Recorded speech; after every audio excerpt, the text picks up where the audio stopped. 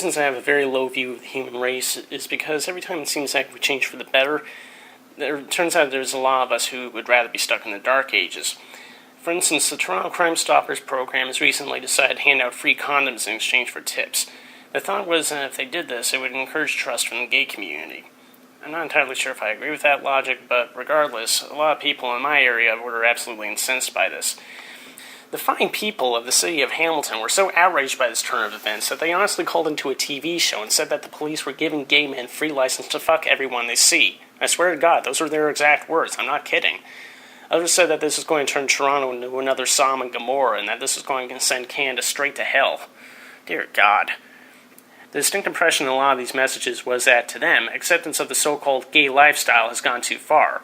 Sure, never mind that gays still face plenty of discrimination that is not only legally accepted, but religiously encouraged.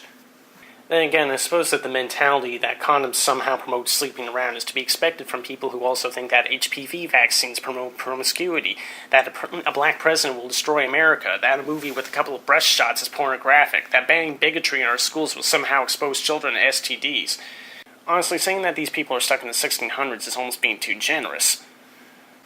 Look, I know that there are plenty of people who sleep around, but in case these wingnuts haven't looked out from under their rocks recently, that applies to as much to straight people as it does to gays.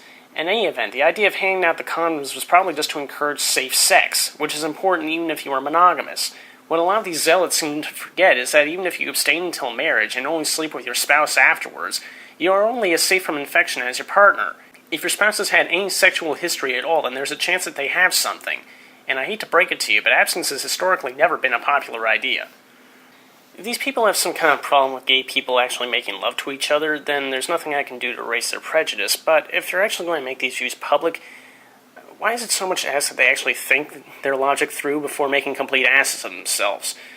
Or better yet, before they judge complete strangers over their personal lives, maybe they could volunteer in a public health clinic. It'd be very interesting to see how they would react to a straight woman who got cervical cancer on her second honeymoon, or a child who got gonorrhea after being raped by one of her relatives.